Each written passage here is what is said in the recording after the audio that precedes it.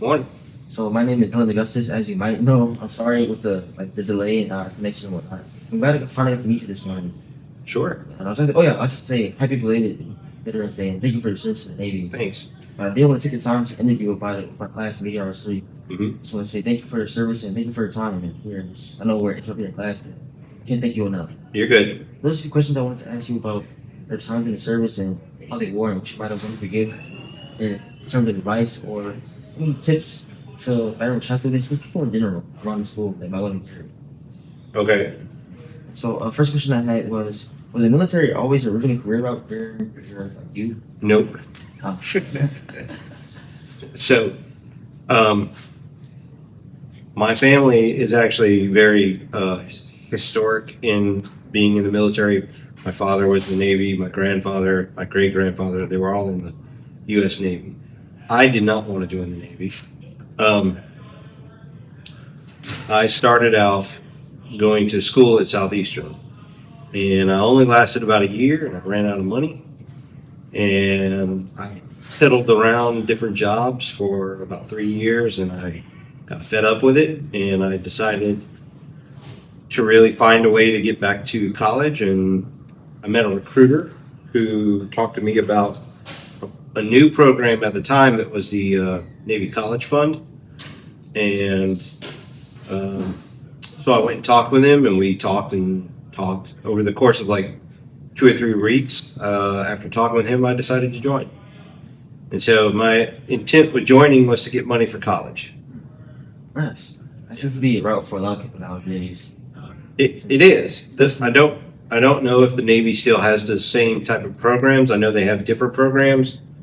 But I also know that a lot of the times nowadays, there are things that you do in the Navy or that can do in the Navy, and it actually earns you college credit. Because when I got out and actually applied to LSU, several of my credits were already, like, they were like, oh, you did this, okay, well, you got this credit, and you did this, you got this credit, you did this, you got this credit. So a lot of things that you do in your service will actually apply to different credits as well as they give you the GI Bill. That's the main thing that they give you. So nice, very convenient. it was good. Also, another question. Those pertaining to what made you choose the Navy over the other branch options at the time? So my father was in the Navy, my grandfather and my great grandfather. I have an older half brother, and he joined the Army, and he talked to me a little bit about his boot camp experience and what he did for a job in the Army, and I was like, no. Plus, in talking to the recruiter really was very honest with me. And essentially he said, look, if I was interested in doing any type of job, that I would have to apply to a school once I got done with boot camp. Or I could just get the paper signed when I signed up to get that job guaranteed. And at the time, I picked what is called a hospital corpsman or a medic job. And so I wanted to learn medicine. I figured it would be a good job for me to do outside while I was going to college as well. And it was. If I'm not mistaken, those are called MOSs, right? Yeah. My grandfather was an Air Force engineer. Okay. For about like 8 or 10 years, I think. And then after he stopped working, he was picked up by Lockheed Martin. Yep. Yep. He retired. Yep. My dad as well, he was a avionics technician, so he worked on the electronics inside of the airplanes.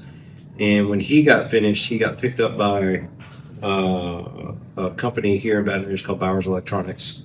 And then after Bowers Electronics, he actually went to work for the Capitol building, both the Senate and the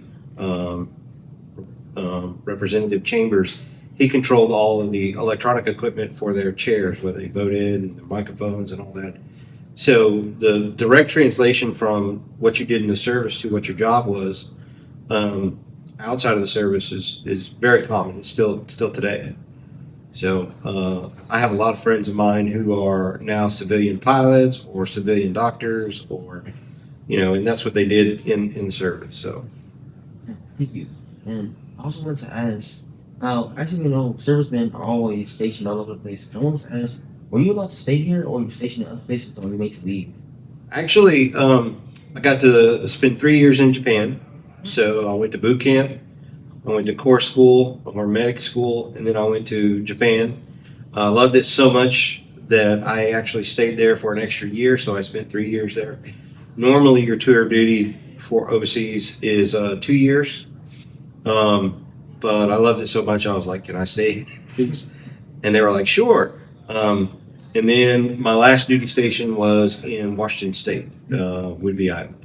Nice. Yeah, so I didn't get to go over to Europe, but my time in Japan, I was stationed both at a hospital and I was stationed on a ship. And when I was on the ship, I got to tour all over the, you know, West Pacific 100%. area. Yeah, so it was really great experience. I loved it. Really nice to see the world and whatnot. Hmm? I said it's really nice to see the world and whatnot. Yes, the one interesting thing that the military allows you to do is to go to different parts of the world. When there's time of war, it's not as fun, Yeah. But if there's an in between wars, or if there's calm period, then there is a chance to go and experience cultures. Definitely, It's a great eye-opening experience. yeah. Japan really was life changing for me. Before, I had only gone out of the country one other time, but it was when I was a really young child. The perspective on just life in general, the way that life operates. The Japanese are very family oriented and very much, they kind of have an opposite view of the self. The self is for the betterment of the group that they're in, versus the self is for the betterment of the self. They would rather have the honor of being good for the group rather than being good for themselves. And that was a complete eye opener and game changer for me when I experienced that in the culture. I was just like, wow.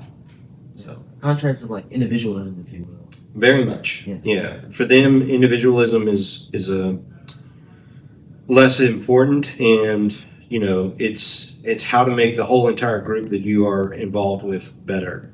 That's what's important. So Now, speaking of the individual, I want to ask about you and your time specifically in boot camp. yeah. Earlier, your half brother would tell you tales of his time in it. We just want to know how was yours. So boot camp, I was lucky enough to have my father, who also was military. He kind of put me through like a week-long mini boot camp before I went to boot camp. So woke me up at 4 o'clock in the morning, constantly getting on to me for little tiny nuanced things that I didn't even know I needed to pay attention to. And so I kind of got a feel for the idea. Also, he told me the boot camp was all about, it's not personal. Boot camp is never personal. You may be being yelled at in boot camp or singled out because you did something wrong, but it's to better the group. For me, boot camp was a all right experience. I didn't have any problems with it. I made it through boot camp just fine. It really emphasizes the notion of attention to detail. Every little nuanced thing is extremely important in the military, because, if you're in an operation, let's say that you're on an air crew and you need to make sure that, things are working perfectly. Let's say that you're an ordnanceman. If you're loading up a bomb on the underneath of a jet and there's a little bitty pin, that's very important. If you don't pull that pin out, those things won't ever arm. So that jet will be without its munitions. You as the airman have to make sure that you do that every single time. And that's what kind of boot camp really sets up, is really understanding attention to detail is the most important thing, whatever you're doing. So it's changed over the year. I went to boot camp in 1995, and it's changed quite a bit since then, but it's still pretty much generally focusing on attention to detail. Yes, attention to detail indeed. In fact, I have a few stories from my grandfather who treated me the exact same way. Reminded me of your father. He would tell me about the wrinkles in my shirt, Yep. the way I made my bed, Yep. the way my shirts were tied, and it's Yep. very innocent thing that I overlook. That's not because those things are actually important. What it's teaching you is those things are small and insignificant, but they're also it's something that you have to pay attention to. And if you can do that with those insignificant things that really don't matter, the when you get into like I said, if you're an ordnance man and you have to make sure that the thing is armed, you're going to pay attention to detail. Very, very like creates it builds a lot of structure. It does. Yeah. Yeah.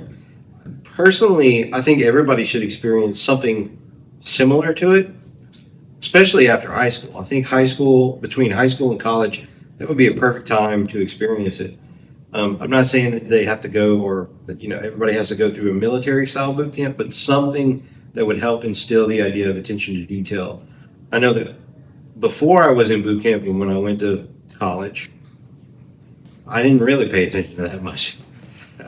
I was very much worried about, what party I was going to go to, or how can I skip this class and look at the information? How can I make a good grade? After boot camp and after the Navy, when I went to college, it was totally focused. There was no other thing except for, okay, my mission today is to go to class, get this information, and so forth. And that helped me a lot. It helped me a lot. So I think it's a benefit. Now you said that you completed your boot camp in the '90s, and Yeah. as I know, around that time that was the build up to, I believe, the Gulf War. So the Gulf War happened in 1990, the first one, and the second one was after around. I think it was. I think 2002. Yeah, and I had already separated from the military at that time. So my service was 95 to the pretty much 2000, so the end of 99. So did you serve most of your time in your MOS? Yes. So I got a guaranteed A school before I joined. So when I went and signed my contract to join, I also had them write in that I was going to be going to school as a corpsman. That was guaranteed. So I went from boot camp, core school to my first duty station, which was U.S. Naval Hospital in Yokosuka, Japan. Now, core school, actually all A schools, no matter what you're doing, there's also continuing education schools. So when I got to Japan, I was still learning. I was still taking like telemetry classes, advanced cardiac life support, advanced trauma life support. I got assigned to a fleet hospital, which was a hospital that gets attached with a Marine unit. And so I had to do a bunch of extra training, learn how the Marines operate, what their language is, and, how to treat them appropriately.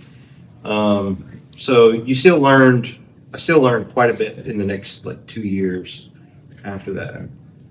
But it was all like on the job training. I have a question. Would you recommend the Navy to any other DRMH students? Absolutely, 100%. Yes. So for me, the Navy would be, I recommend it as the first choice. A lot of people don't. Mr. Patty probably wouldn't. He would recommend the Army, and of course, Mr. Hunter would probably recommend the Air Force.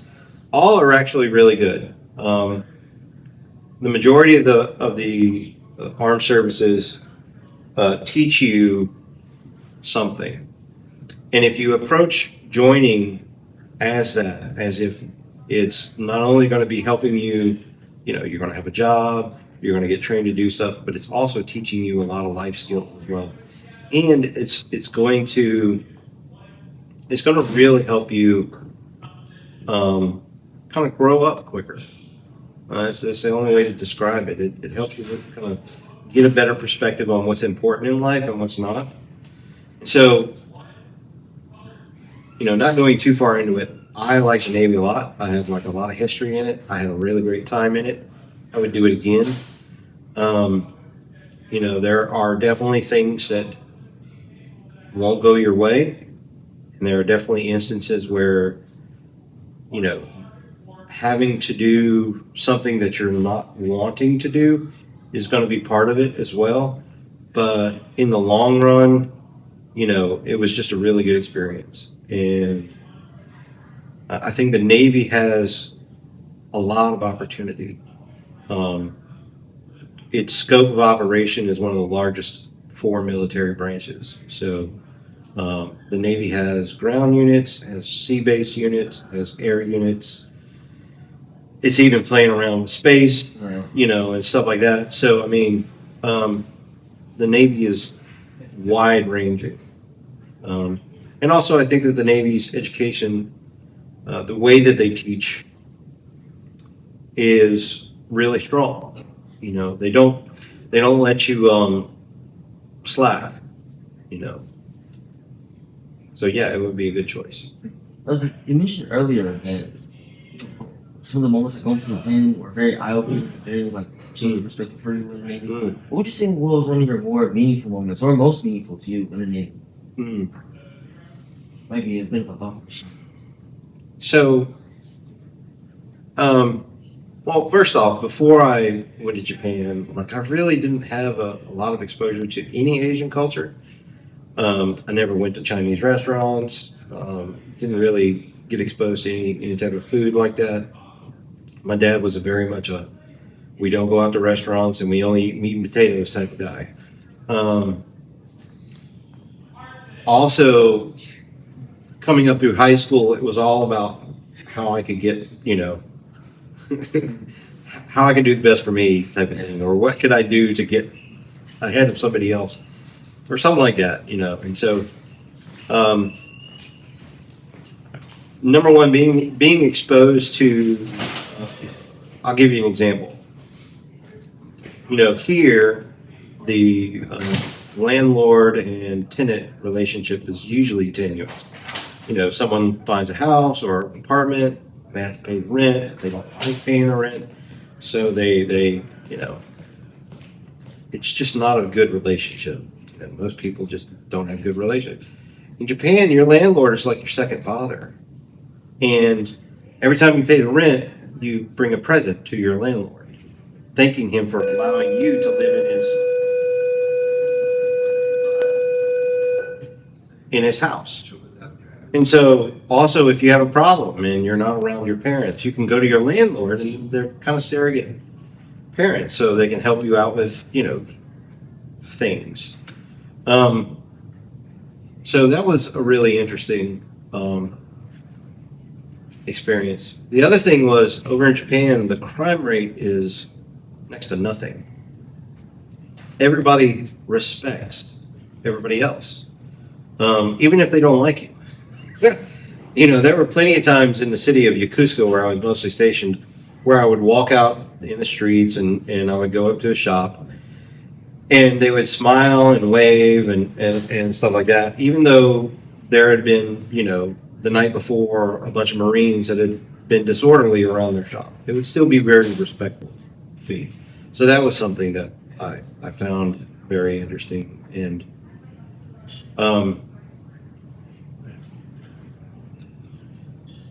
the other thing is, like, everybody in Japan is really focused, even though they're really for the group.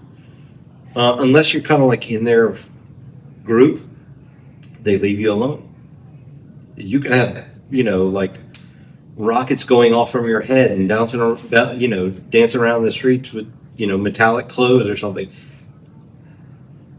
If it's not bothering the group or putting, the group that someone is individually, with, they're not going to bother you. They're not going to like force you to do something just because they don't like it. They respect others and what the others do. All these things before I'd gone to Japan, I hadn't thought of, because I'd just been living the way that I had been living. And then when I see this other way of looking at, the dynamics of people in group and interactions and stuff, I was just like, I was blown away. I could go as far as saying that Japan actually helped me become a better person, because I'm a lot more thoughtful of other people now. experiencing what I experienced in Japan. So, yeah, that would probably be the best thing. It's a wonderful, wonderful, wonderful, very great, amazing, just learning experience. It is awesome. I highly recommend everybody going to visit Japan, and definitely don't go do the touristy things. There's of course Tokyo, and there's touristy things in Tokyo, but get out of Tokyo. There's plenty to do there, but if you can get down to like Kyoto or Nagasaki or even to the western side of the island, some of those small towns there, that's where the real experience will be. I was lucky enough to do that, even though I hadn't planned on it.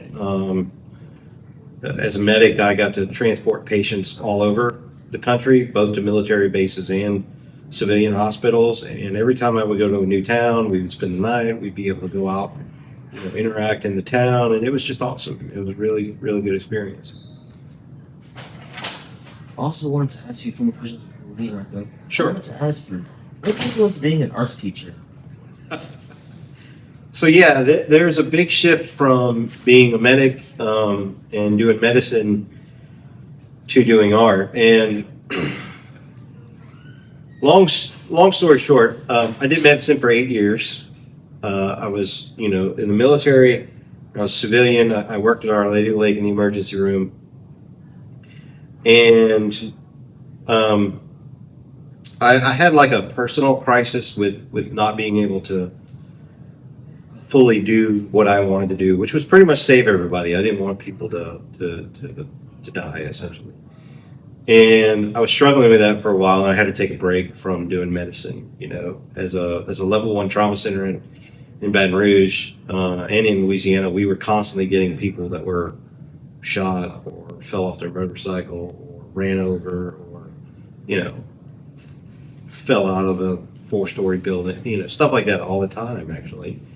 And after a while, it just got to me. So I had done art through high school. I was actually in the art club in high school. And when I started college at Southeastern for graphic design. So